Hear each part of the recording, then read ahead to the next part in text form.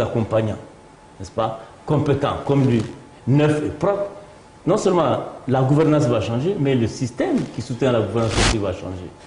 Et donc, nous sommes en train de travailler avec la société civile qui s'organise sur différents fronts et qui est avec nous. On ne peut pas fermer aussi la société politique.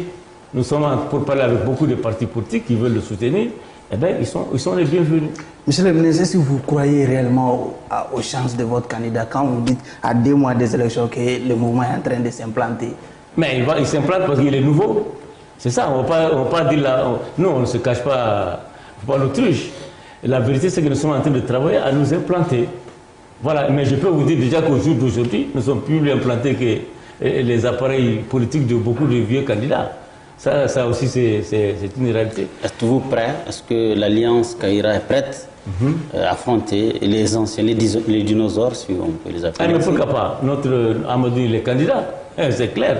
Et il est prêt, et nous aussi, nous sommes prêts. Parce que c'est le Mali, c'est pas le mercantilisme que les gens veulent mettre devant. Nous avons souci de notre pays et nous allons continuer à identifier les ressources et les capacités pour les mettre à la disposition du Mali. C'est ça. Et heureusement, nous sommes entendus. Nous sommes entendus et par la classe politique et par la société civile et tous ceux qui sont pour le changement. Moi, je pense qu'Amadou, c'est une alternative très, très, très crédible.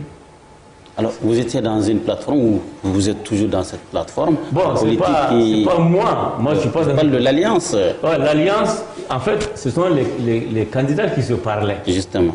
Ce sont les candidats qui se parlaient. Nous suivons de loin. S'ils s'accordent sur quelque chose, nous allons fournir les cadres politiques pour les digérer. Mais c'est eux qui doivent s'accorder. Alors, s'ils s'accordent, c'est bien, ils peuvent s'accorder à tous les niveaux. L'important déjà de se parler et de convenir que le changement est nécessaire, je pense déjà pour moi que ça c'est important. Alors, on va parler de l'accord pour la paix et la réconciliation. Okay. Quel est votre regard sur cet accord? Moi, je pense que notre accord, comme tous les accords, ça valent mieux que le non-accord. Nous, notre pays a connu beaucoup de difficultés. Et le régime en place a trouvé effectivement beaucoup de difficultés. Mais ce que j'ai dit, c'est dans les principes. Lorsqu'on signe un accord, on a toujours besoin des intermédiaires pour faciliter, des facilitateurs comme on dit. Notre pays a donné l'exemple depuis la guerre des sables. Le président Modibo Keïta avait offert les offices du Mali pour régler un contentieux, un des tout premiers contentieux africains, et ça s'est complètement bien terminé. Mais le président Modibo et le Mali n'ont pris ni la place du Maroc, ni la place de l'Algérie. Nous, notre problème, c'est quoi?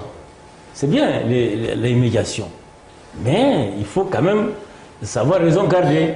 On ne met pas, on ne rentre pas dans le ventre du médiateur. Moi, je pense que ça, c'est un problème. Et puis, il faut le dire. Je pense que notre accord, il n'est pas applicable tel qu'il se présente aujourd'hui. Je pense qu'il faut peut-être qu'on se revoie pour parler cette fois-ci entre Maliens. Pour parler entre Maliens, franchement. Et qu'il y ait des interlocuteurs valables, qui ne se cachent pas la tête. Parce qu'on entend souvent dire... Qu'est-ce que vous appelez interlocuteurs? Oui, nous rencontrons souvent les partis en conflit. Moi, je connais beaucoup des anciens responsables de la rébellion, mais quelquefois, ils nous disent simplement qu'ils n'ont pas d'interlocuteur. Ça, c'est aberrant pour celui qui n'est pas dans le secret des dieux.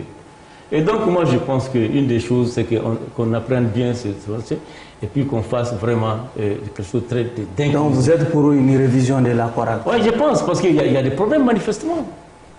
Manifestement, il y a des problèmes. Moi, je suis persuadé que le président de la République, il veut que la paix vienne. Et les autres aussi le veulent. C'est que, vous voyez, maintenant, il n'y a plus d'affrontement entre les différentes parties. Mais ça ne suffit pas. Certains observateurs pensent également que nos autorités ont perdu le leadership de l'application de cet accord. Mais moi, je vous ai dit, depuis la base des choses, c'est-à-dire depuis les facilitateurs, il ne faut pas là-bas. Les facilitateurs sont des facilitateurs. Ils ne peuvent ni se substituer à aucune des parties protagonistes, parce que c'est ça. Donc vous pensez que l'accord a été négocié en l'absence des Maliens? Oui, je pense honnêtement que tous les intérêts du Mali n'ont pas été pris correctement en charge. Et ça, c'est une erreur.